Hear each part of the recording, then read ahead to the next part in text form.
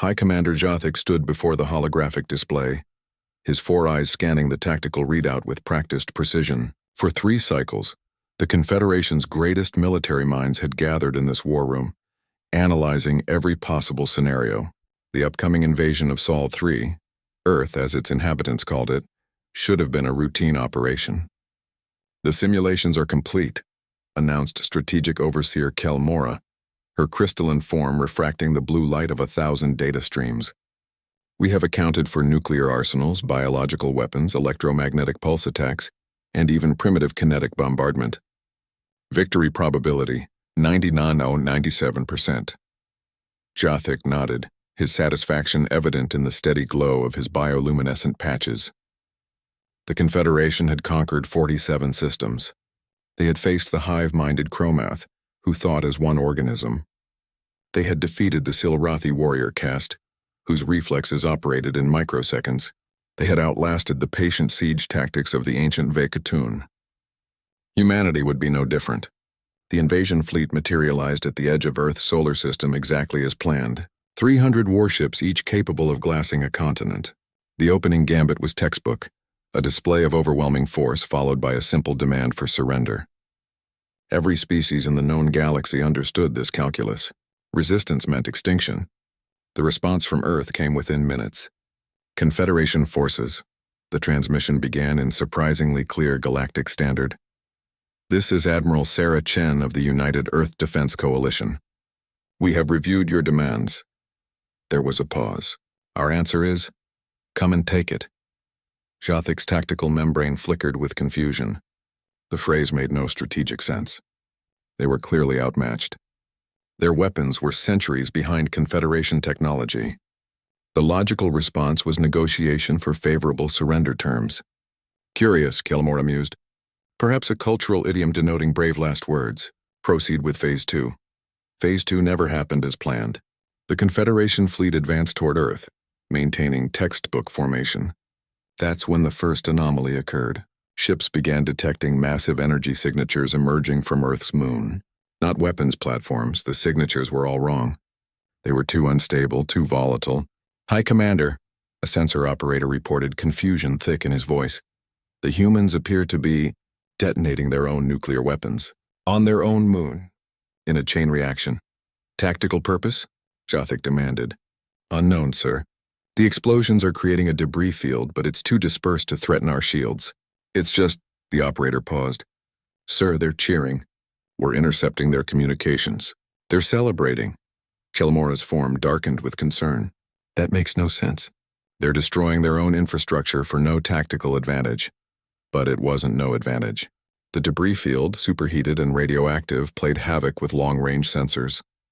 The fleet was forced to slow, to recalibrate. Minutes became hours, and in those hours humanity was busy.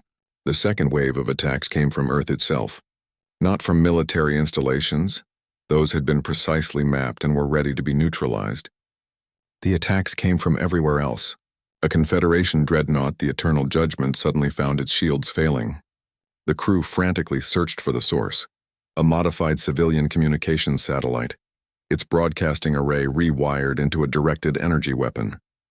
It had been disguised as space debris for weeks. When it finally burned out after its single shot, the damage was done. More followed. Retired spacecraft, retrofitted with explosive payloads, piloted by volunteers on one-way missions, screaming battle cries in dozens of Earth languages. Civilian ships with no weapons at all, deliberately ramming into Confederation fighters, their pilots laughing maniacally over open channels. One human pilot, moments before impact, broadcast simply, "For the memes." Jothik had no idea what a meme was. He was beginning to think he didn't want to know. "High Commander," his weapons officer reported, "we're detecting multiple missile launches from Earth's surface. Trajectory analysis suggests, sir, they're not aimed at us. They're aimed at each other." "Explain."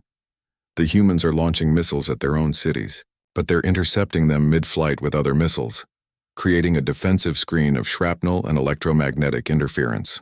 They're using their own weapons as improvised chaff." Kelmora's form flickered rapidly, a sign of extreme distress. "They're weaponizing failure. This isn't in any tactical database. The battle, if it could be called that, devolved into chaos. The Confederation fleet found itself fighting an enemy that refused to follow any logical pattern.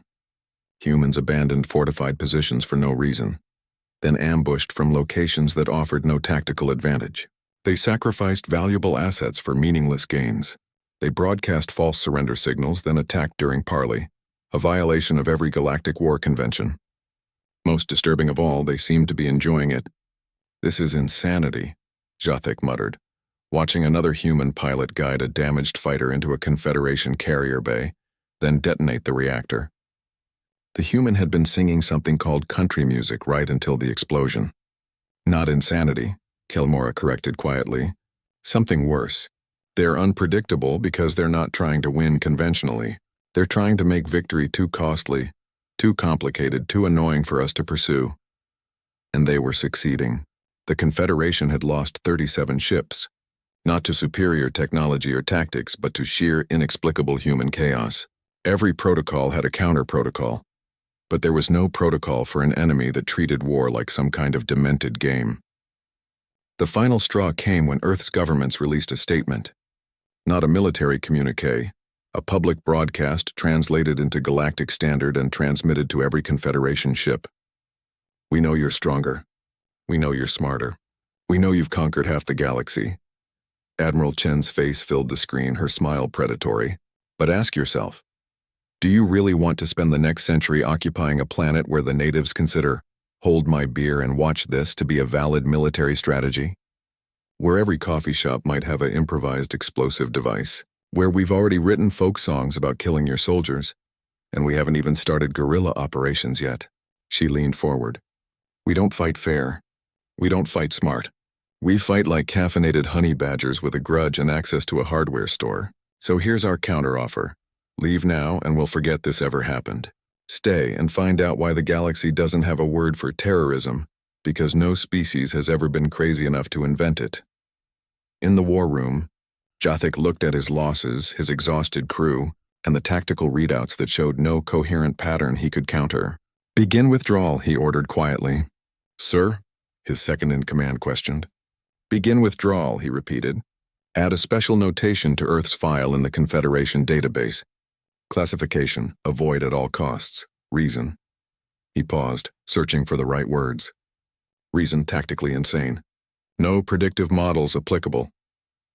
As the fleet retreated, Jathik watched Earth recede on the displays.